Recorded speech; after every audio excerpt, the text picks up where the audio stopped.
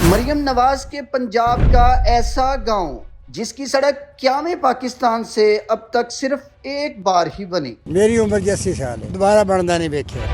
सियासतदान आउंदे आ लंघ टप जाते आ लेकिन इनू कोई देखने वाला नहीं हैगा। मरियम नवाज के पंजाब की तहसील हारूनाबाद का एक ऐसा गांव जिसकी मेन सड़क क़याम पाकिस्तान से लेकर अब तक इस सड़क को सिर्फ एक बार बनाया गया और उसके बाद इसकी दोबारा तामीर भी ना की गई। इस सड़क को दोबारा क्यों ना बनाया गया, इस हवाले से बात करते हैं इस गांव के मकीनों से।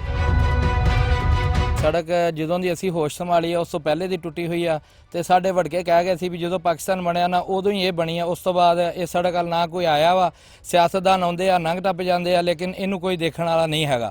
ਤੇ ਦੂਸਰਾ ਸਾਡੇ ਇਲਾਕੇ ਦਾ ਸਭ ਤੋਂ ਅਹਿਮ ਮਸਲਾ ਹੈਗਾ ਵਾ ਵਾਟਰ ਫਿਲਟਰ ਪੁਆਇੰਟ ਦਾ, ਜਿਹੜਾ ਕਿ ਸਾਡੇ ਇਲਾਕੇ 'ਚ ਨਹੀਂ ਹੈਗਾ, ਜਿਸ ਦੀ ਵਜ੍ਹਾ ਤੋਂ ਲੋਕ ਇੱਥੋਂ ਗੁਰਦੇ ਦੇ ਬਹੁਤ ਜ਼ਿਆਦਾ ਮਰਦ 'ਚ ਮੁਬਤਲਾ ਹੋ ਰਹੇ ਆ ਕਿਉਂਕਿ ਸਾਫ਼ ਪਾਣੀ ਨਹੀਂ ਸਾਨੂੰ ਲੱਭ ਰਿਹਾ। ਤੀਸਰਾ ਸਾਡੀ ਮਰੀਮ ਬੀਬੀ ਨੇ ਕਿਹਾ ਸੀਗਾ ਕਿ ਮੈਂ ਇਹਨਾਂ ਨੂੰ ਮਾਡਲ ਵਿਲੇਜ ਦੇ ਵਿੱਚ ਲੈ ਕੇ ਆਵਾਂਗੀ, ਜਿਹਦੇ ਵਿੱਚ ਸਾਡੇ 90 ਦਾ ਅਜੇ ਤੱਕ ਕੋਈ ਨਾਮ ਨਹੀਂ ਆਇਆ ਔਰ ਉਸੇ ਕੋਈ ਅਮਲ ਦਰਾਮਦ ਨਹੀਂ ਹੋ ਰਿਹਾ। ਤੇ ਅਸੀਂ ਉਹਨਾਂ ਨੂੰ ਇਹੀ ਅਪੀਲ ਕਰਦੇ ਹਾਂ ਕਿ ਬਰਾਏ ਕਰਮ ਸਾਡੇ ਤੇ ਮਿਹਰਬਾਨੀ ਕੀਤੀ ਜਾਵੇ ਤੇ ਸਾਡੇ ਇਲਾਕੇ ਤੇ ਵੀ ਥੋੜੀ ਨਜ਼ਰਸਾਨੀ ਕੀਤੀ ਜਾਵੇ ਤੇ ਰੋਡ ਵੀ ਬਣਾਇਆ ਜਾਵੇ।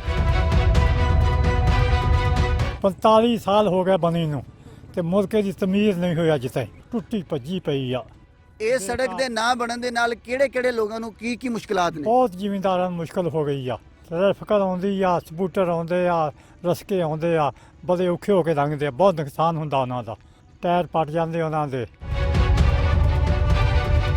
ਇਹ ਜੀ ਸਨ 80 ਬਣਿਆ ਇੱਕ ਵਾਰੀ, ਉਸ ਤੋਂ ਬਾਅਦ ਦੁਬਾਰਾ ਬਣਦਾ ਨਹੀਂ ਵੇਖਿਆ। ਤੁਹਾਡੀ ਕਿੰਨੀ ਉਮਰ ਹੋ ਗਈ ਹੈ? ਮੇਰੀ ਉਮਰ 80 ਸਾਲ ਹੈ। ਆ ਚੱਕੇ ਤੂਰਾ ਹੋ ਰਿਹਾ ਤਾਂ ਭਾਵੇਂ 2 ਵਾਰੀ ਬਣਿਆ ਪਰ ਇੱਕ ਵਾਰੀ ਬਣਿਆ। ਇਹ ਰੋਡ ਨੂੰ ਕਿਉਂ ਨਹੀਂ ਬਣਾਇਆ ਗਿਆ ਸੜਕ ਨੂੰ? ਇਹ ਜੀ ਮਤਲਬ ਇਹ ਤਾਂ ਹੁਕੂਮਤ ਦੀ ਹੁਣ ਮਰਜ਼ੀ ਦੀ ਗੱਲ, ਬਣਾਵੇ ਜਾਂ ਨਾ ਬਣਾਵੇ। ਹੁਣ ਬੱਚੇ ਸਕੂਲਾਂ ਜਾਂਦੇ ਜੀ, ਬੱਚੇ ਨਹੀਂ ਸਹੀ ਆ ਪਹੁੰਚਦੇ। ਐਕਸੀਡੈਂਟ ਹੋ ਗਿਆ ਕਿ ਮਤਲਬ ਕੋਈ ਇਹੀ ਵੜ ਗਿਆ, ਕੋਈ ਇਹੀ ਵੜ ਗਿਆ। ਇਠਾ ਲੈ ਕੇ ਚੱਲਦੇ ਨੂੰ ਮਤਲਬ ਅੱਜ ਤੂੰ 40 ਸਾਲ 45 ਸਾਲ ਪਹਿਲੇ ਤੁਸੀਂ ਥੱਲੇ ਲੈ ਕੇ ਟੁਰਦੇ ਨੂੰ। ਤੇ ਹੁਣ ਤੁਸੀਂ ਹਕੂਮਤ ਨੂੰ ਕੀ ਮੁਤਾਲਬਾ ਕਰੋਗੇ? ਇਹੀ ਕਰ ਸਕਦੇ ਵੀ ਇਹਨੂੰ ਬਣਾਓ। ਸਾਡੇ ਨਾਲ ਚੱਕਾਂ ਦੇ ਨਹੀਂ ਕੰਮ ਹੁੰਦੇ ਪਏ, ਕੋਈ ਪਾਣੀ ਦੀ ਨਿਕਾਸੀ ਕੋਈ ਨਹੀਂ ਬਾਹਰ, ਕੋਈ ਮਤਲਬ ਕਿਸੇ ਪਾਸੇ ਇਹਨਾਂ ਚੱਕਾਂ ਤੋਂ ਕੁਝ ਵੀ ਨਹੀਂ ਲੱਭਦਾ ਪਿਆ।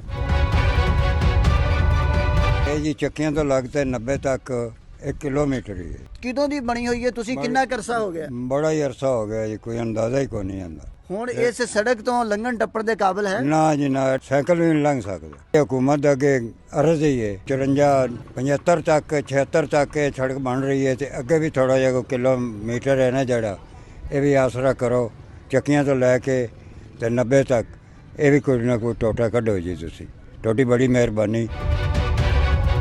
ਮੇਰੀ ਜੀ ਉਮਰ ਦਾ ਬਿਲਕੁਲ ਪਹਿਲੋਂ ਦੀ ਬਣੀ ਆ, ਕੋਈ ਛਾਂ ਵੀ ਕੋਈ ਨਹੀਂ, ਲੰਘਣ ਦਾ ਬੜਾ ਔਖਾ ਥਾਂ ਆ ਜੀ, ਨਾ ਲੰਘਿਆ ਜਾਂਦਾ ਨਾ ਕੋਈ ਟੱਪਿਆ ਜਾਂਦਾ, ਬਸ ਸੜਕ ਬਹੁਤ ਖਰਾਬ ਹੈ ਜੀ।